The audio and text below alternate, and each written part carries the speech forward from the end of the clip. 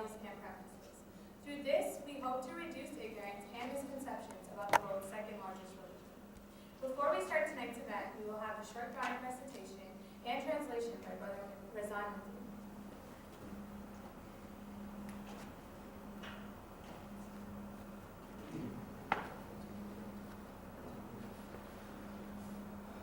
أعوذ بالله من الشيطان الرجيم بسم الله الرحمن الرحيم وإذ قال إبراهيم لأبيه آزر أتتخذ أصناما آلهة إني أراك وقومك في ضلال مبين وكذلك نري إبراهيم ملكوت السماوات والأرض وليكون من الموقنين فلما جن عليه الليل رأى كوكبا قال هذا ربي فلما أفل قال لا أحب الآفلين فلما رأى القمر بازغا قال هذا ربي فلما أفل قال لئن لم يهدني ربي لأكونن من القوم الضالين فلما رأى الشمس بازغة قال هذا ربي هذا أكبر فلما أفلت قال يا قوم إني بريء مما تشركون إني وجهت وجهي للذي فطر السماوات والأرض حنيفا وما أنا من المشركين صدق الله العظيم.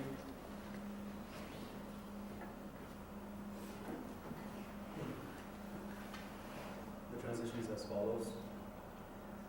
And mention, O Muhammad, when Abraham said to his father Azar, do you take idols as deities? Indeed, I see you and your people to be in manifest error.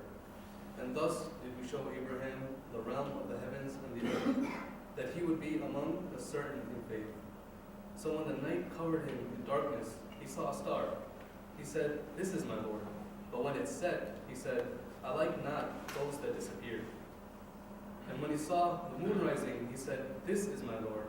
But when it set, he said, unless my Lord guides me, I will surely be among the people gone astray.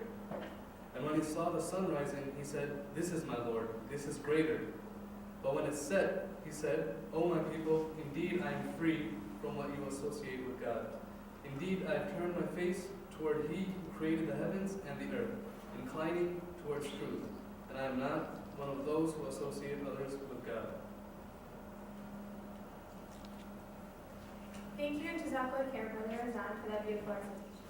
Today we'll be exploring the lineage of prophethood and further understanding the ties between Judaism, Christianity, and Islam. Our focus is to highlight the connections between these three Abrahamic traditions through our shared religious figures, Adam, Abraham, Jesus, and Moses. So what exactly does Islam say about these messengers? What are some of the similarities and where do the differences lie? Our guest speaker, Professor Zubair Nasansi, will help us answer these questions and further understand this shared lineage. Professor Zubair Nasansi is a faculty member of the Loyola University Chicago Sociology Department.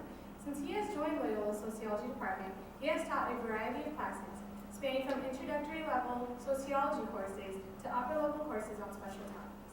He graciously volunteers his time and teaches weekly classes through Loyola MSA to help students gain a better grasp of Islam and the teachings of the Quran as well.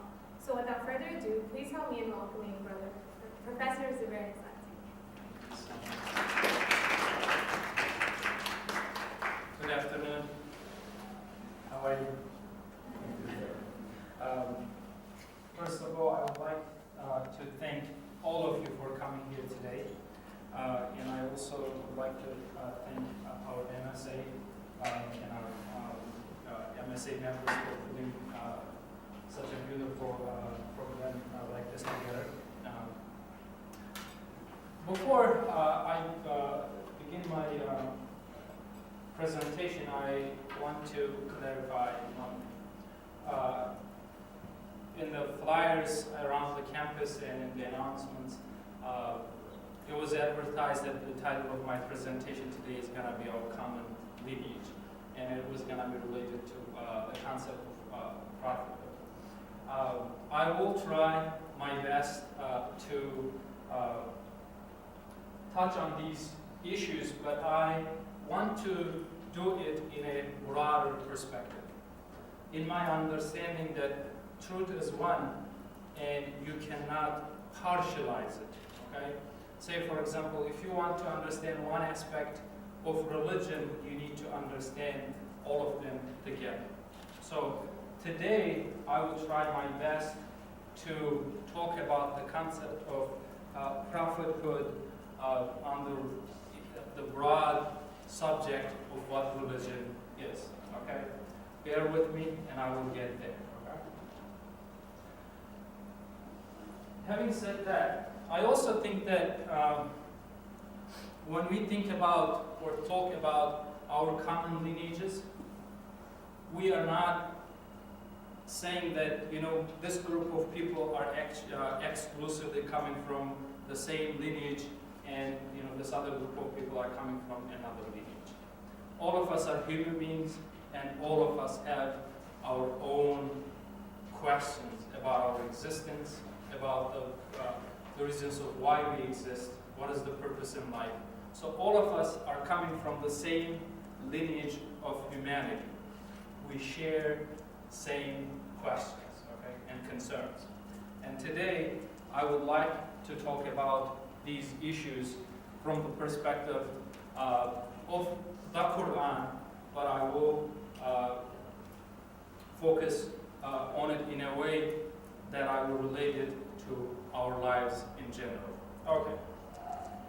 So that is why I wanted to kind of change my title of the presentation to what is religion.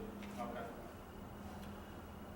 When I will talk about the concept of religion, I will use one verse from the Quran, and I will try to understand it and share my perspectives with you.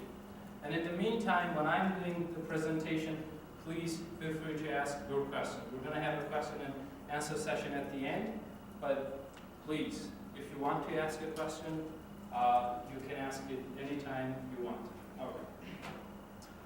So, there's one, by the way, how much time do I have for the presentation? When is it supposed to end? 40 minutes in total, or 40 minutes presentation, and then 15, 20 minutes questions? Okay, thank you so much. So there's this verse in the Quran which says there is no compulsion in religion. And it's a famous verse that is quoted by Muslims quite often.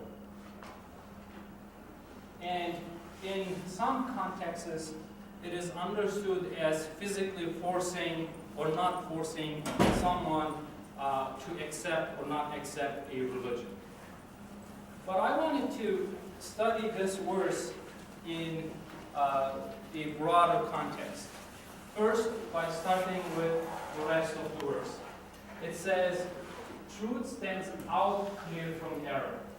Whoever rejects evil and believes in God has grasped the most trustworthy handhold that never breaks.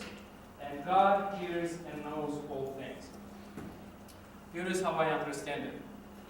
I think that the verse is saying that you should not be forcing religion on to people. What you need to do is to make sure that you explain the truth and you make clear what is the truth and what is the error. And in your explanation or in your understanding of the truth and in your presentation of the truth, there shouldn't be any breaks, inconsistencies, and incoherences. Okay? It should be a coherent, consistent system. If there is inconsistency, then you are forcing people to accept it. I will try explaining what I mean by it. Let's move on. So, if I ask you, so we're trying to understand first the concept of religion and its relation and meanings in the lives of human beings. But before we do that, I want to ask you one question.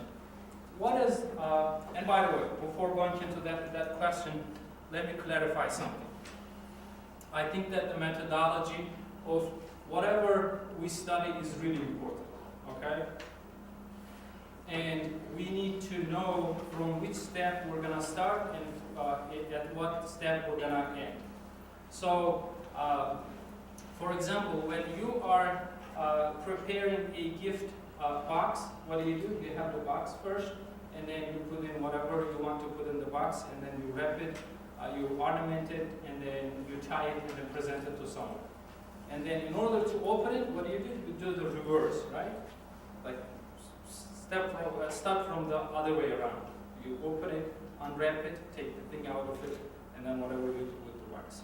In my understanding, that in order to understand the truth of religion, we need to start from our lives first. But for the purpose of understanding the concept of religion, we're going to take a different perspective. Bear with me, you're going to know what I'm talking about. It's just a quotation mark here. So, let me ask you the question. What is the most central concept or the idea in religions? That if you take it out, it's not religion anymore. What makes religion a religion? What is it? How is it any different from other perspectives, philosophies, or whatever? Right? I don't know if there's a conception, but like blind faith. Like, do you mean that religion is about blind faith? Yeah, somewhat. Somewhat. Or is that? But there could be other ways of blindly accepting things. I'm asking about just not a simple, but one concept. God? God, yes. So what makes religions different from other perspectives is that there's this concept of God, and how do we understand God? How do we define it? What does God mean? Creator, right? We say, or religious people say, that there is a creator of this universe. That means the universe doesn't exist by itself, and it is created. Okay? So it is in my understanding, the most important and fundamental concept almost in any religion. Okay? But let me ask you the question: how can we know that there is a creator and there is a God, or there is the God? What are some of the sources outside of us that gives us some understanding of whether or not God exists? I'm not talking about our faith or our imagination, whatever. I'm asking about the external sources. What are some of the sources bringing us information about whether or not there is a God? Scripture, yes, for sure. I actually listed it here. You can see the shade over there, right? That's that. You're gonna get that. That's true. But we define God as the creator. So it's a relative concept. So for example, if you are saying that some individual is a king, he must have a group of people that he is ruling, right? So creation? Creation, or the universe, right? The first is the universe, okay? It's just one source. Second one is, as you said, is revelation or the scripture, okay? How about the third? Messenger? Messengers, exactly. So these are the three universal sources almost in any religion, at least in what we call Abrahamic religions, okay? The idea that creation is a source for us to get to know the God. And second, revelation, the idea that God is speaking to human beings to teach them about His existence and what He expects from human beings. And second, He sends messengers to His people.